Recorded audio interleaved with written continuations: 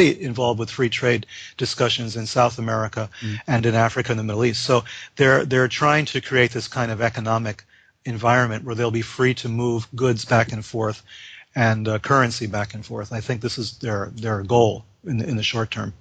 I have two more points or questions that I want to fire away to you, and then we can take a little break and then continue actually talking about the Masons, shift a little bit gear here. But there is one thing I heard here the other day in terms of the relationship between China and Africa as well, that the work force, so to speak, and what is needed or demanded rather on the world scene from China, they're also taking help now from Africa. And to explain it this way, it seems to me that there is an overarching view here of the, if we look at it from the point of view of the New World Order or the global government that seems to be, developing right now.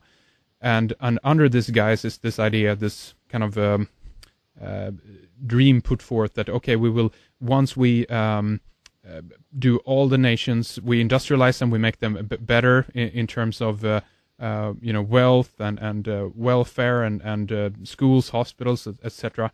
We will have world peace pretty much. And now what I've heard then is that through China, Africa is being helped up to this level as well. I think that this overarching idea, of course, is what we're being sold in order to swallow the New World Order idea. But just to point out that the relationship between China and Africa.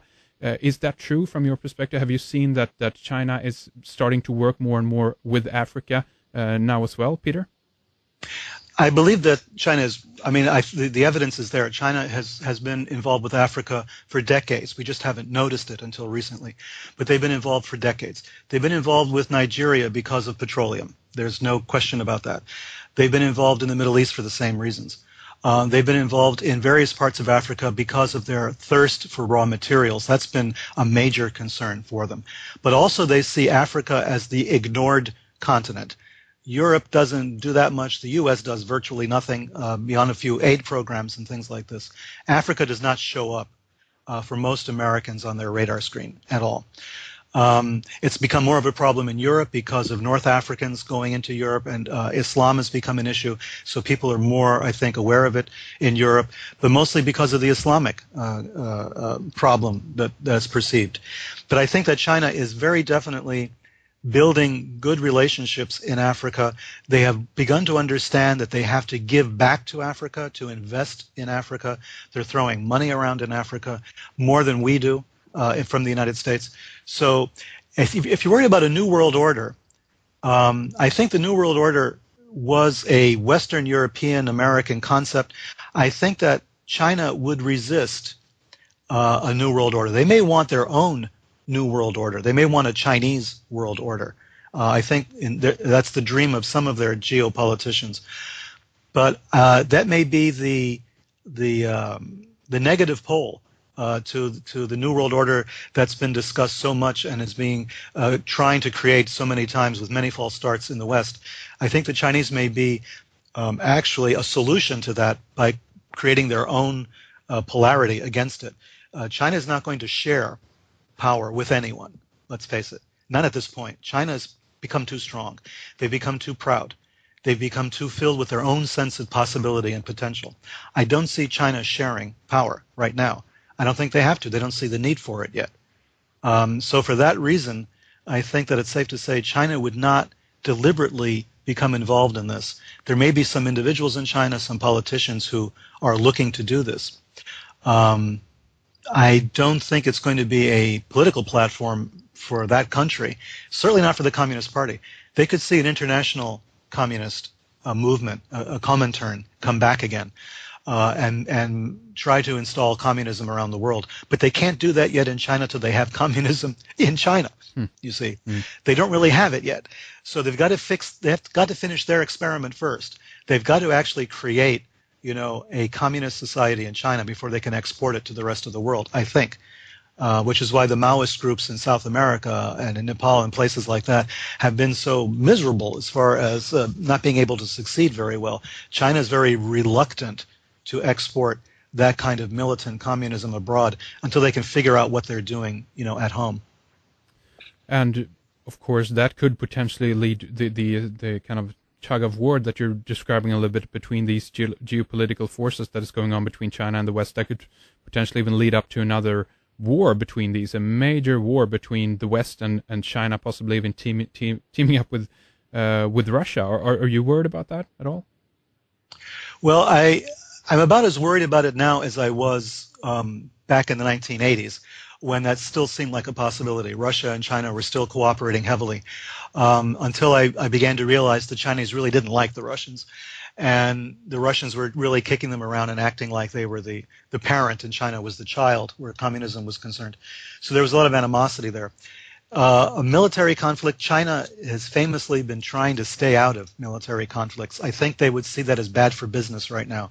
Think of the Chinese as the mafia, and think of the Communist Party as the godfather.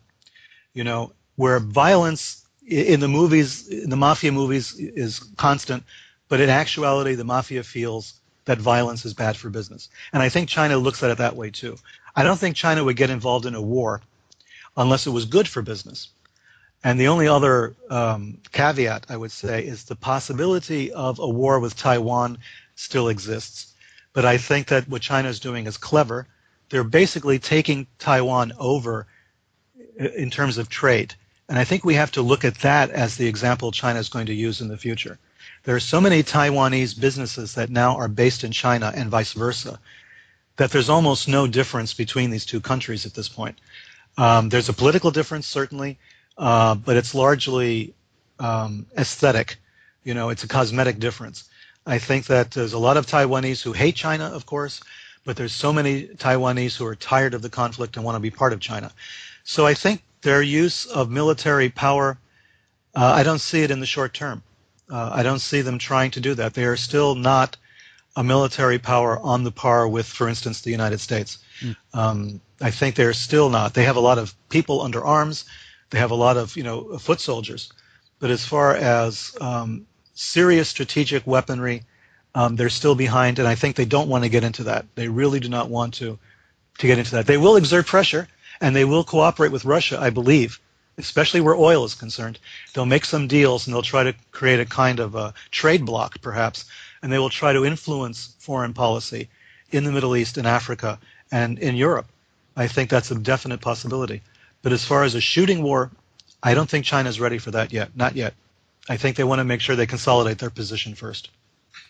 All right, there we go. We've primarily here been talking about Peter's books, The Mao of Business, Guerrilla Trade Techniques for the New China, and we've also discussed a little bit about his book, Stairway to Heaven, Chinese Alchemist, Jewish Kabbalist, and the Art of Spiritual Transformation. And Peter, is Amazon the best place for our listeners to go if they want to pick up copies of your books?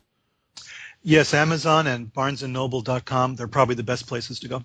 How about your website, by the way? Are you intending to have that back up and running?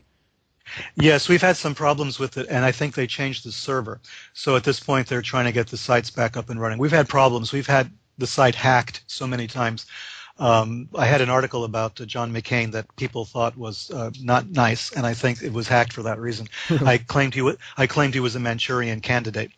And so what happened was the story got picked up worldwide. It got picked up in Washington. It got picked up in all over Europe. And then suddenly our site went down and the article disappeared. So I don't know what happened. But well, there you go. Someone took exception. Okay. Well, anyway, if any of you out there listening to this in our archives or in the future, if the site is back up, to go to sinisterforces.info to find more information about Peter and his work, of course. But with that, thank you very much for this first segment, Peter. Stay with us, and we'll be back more here on the Masons soon.